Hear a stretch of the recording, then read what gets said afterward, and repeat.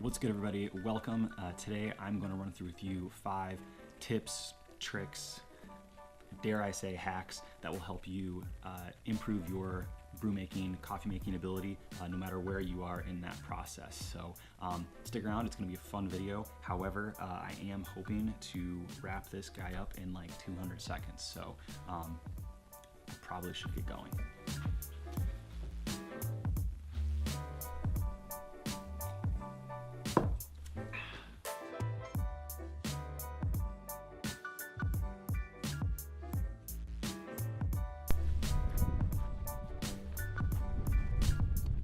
Okay, I did not expect it to be this cold.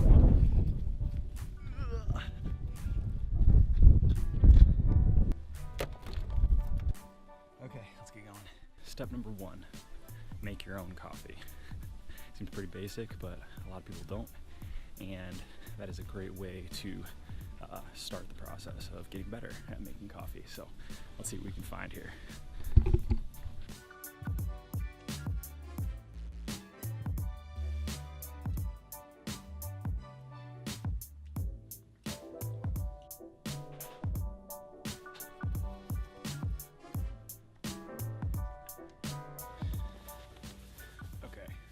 I really like French press coffee. I think it's really classic. It has a great flavor and it's also super cheap and super easy. It's pretty hard to mess up making coffee in French press. So yeah, so step number 2 now is buy better coffee.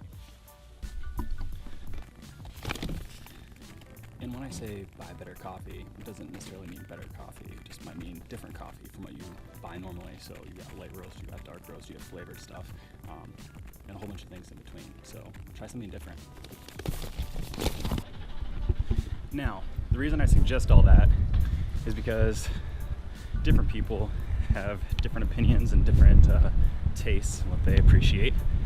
For me personally, I know I've said this before, but I like light roast coffee, especially on a day like today. And a lot of other people might like a dark roast or flavored. So a lot of different options out there.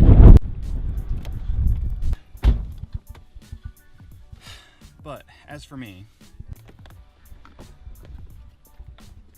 I prefer to support my local coffee shop. I personally feel like the beans taste a lot fresher and therefore better coffee. It's also supporting local business, so who can argue with that?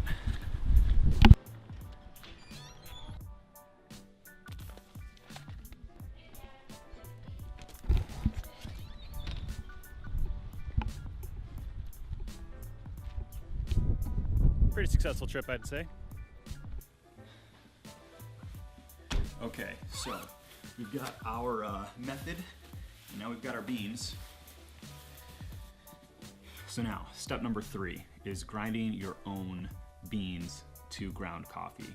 So this is less convenient than just buying grounds, but the benefit is that the oils within the coffee beans, like the aromas, flavors, that sort of thing, are held within the bean. So if you grind it just prior to making it, then that gives it the best possibility for being the freshest when you make the cup. And so it'll have it taste better in the end, which is what you want.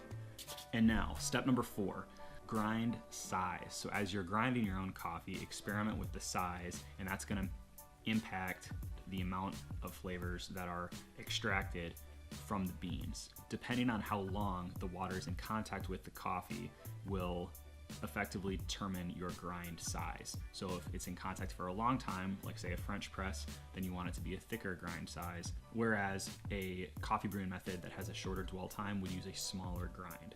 So you might ask, why is this important? The reason it's important is that when water contacts the grounds, they work to start extracting the flavors, and you want to basically hit the sweet spot of that extraction. If you don't extract enough, then your coffee might taste weak. If you over extract, then it could taste bitter. And so, like I said, depending on that brewing method that you're using, you're going to want to play with it. And so that's my advice, is just to play with it and see what works best and what tastes best for you. Don't be afraid to make mistakes with this one.